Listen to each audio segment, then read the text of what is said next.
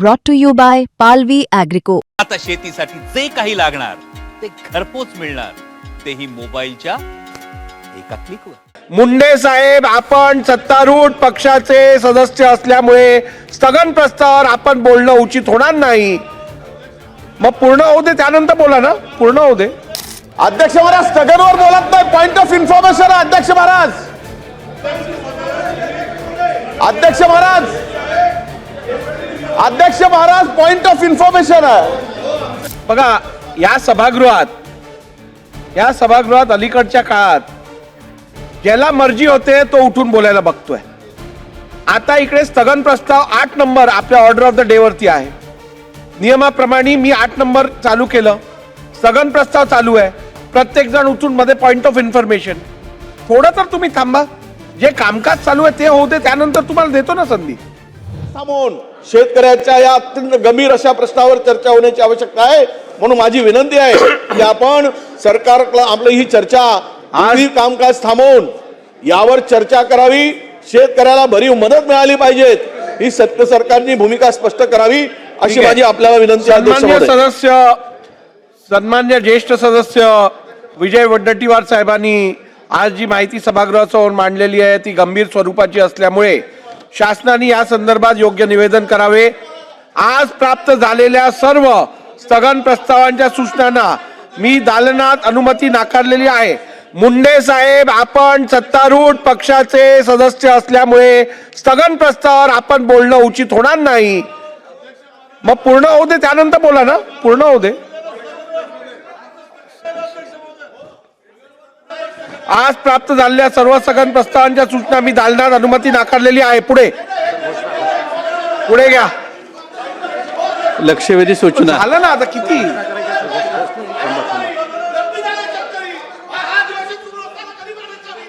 चला, अध्यक्ष महाराज स्थगनवर बोलत नाही, पॉइंट ऑफ इन्फॉर्मेशन। अध्यक्ष महाराज, अध्यक्ष महाराज, अध्यक्ष महाराज, पॉइंट ऑफ इन्फॉर्मेशन आहे। तुमचं चालू द्या ना। अरे तुमचं चालू द्या, आम्ही विरोध नाही करत। एक मिनिट, सगळ्यांनी बसून घ्या, बसून घ्या, सगळ्यांनी बसून घ्या, बसा बसा। बघा, या सभागृहात अलीकडच्या काळात ज्याला मर्जी होते तो उठून बोलायला बघतोय। आता इकडे स्थगन प्रस्ताव 8 नंबर आपल्या ऑर्डर ऑफ द डे वरती आहे। नियमाप्रमाणे मी 8 नंबर चालू केलं, स्थगन प्रस्ताव चालू आहे। प्रत्येक जण उठून मध्ये पॉइंट ऑफ इन्फॉर्मेशन। थोडं तर तुम्ही थांबा, जे कामकाज चालू आहे ते होऊ दे, त्यानंतर तुम्हाला देतो ना संधी। मुंडे साहेब, तुमचं ह्या विषयावर आहे का? एक छान आहे पॉइंट ऑफ, पण मग असं कसं चालणार? एक विषय चालू आहे, त्यात तुम्ही नवीन विषय सुरू करता।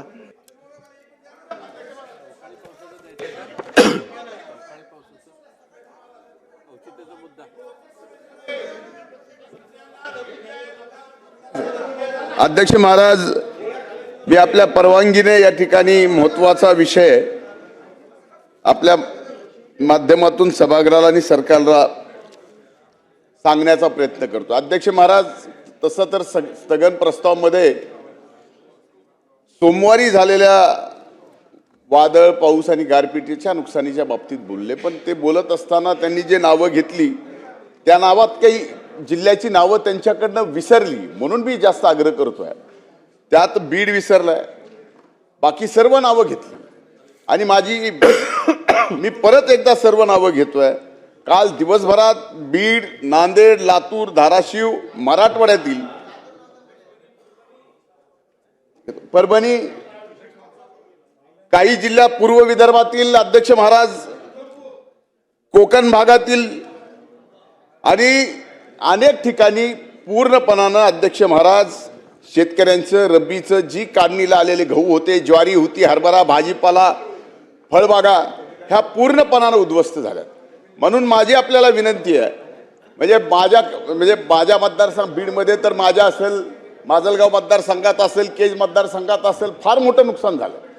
म्हणून माझी विनंती आहे की माननीय महसूल मंत्री सुद्धा इथं उपस्थित आहेत, आदेश द्यावा की त्या ठिकाणी सर्व या जिल्ह्यातल्या जिल्हाधिकाऱ्यांनी याचे पंचनामे तात्काळ चालू केले तर या ठिकाणी कुठेतरी त्या शेतकऱ्यांना काहीतरी त्यांच्या पदरात पडेल, कारण यांचं 100% पीक काढणीला आलेलं संपलेलं आहे.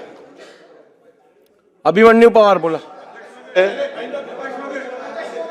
जे अवकाळी पाऊस ऐकू द्या ना, त्यांचं उत्तर तर घेऊ दे. या राज्यामध्ये जो अवकाळी पाऊस सुरू झाला आहे आणि काल विदर्भ, मराठवाडा आणि काही भागामध्ये नुकसानी झालं आहे अवकाळी पावसामुळे. अध्यक्ष महोदय, याचे सर्वेक्षणाचे आदेश माननीय मुख्यमंत्री चर्चा करून देण्यात येईल. अध्यक्ष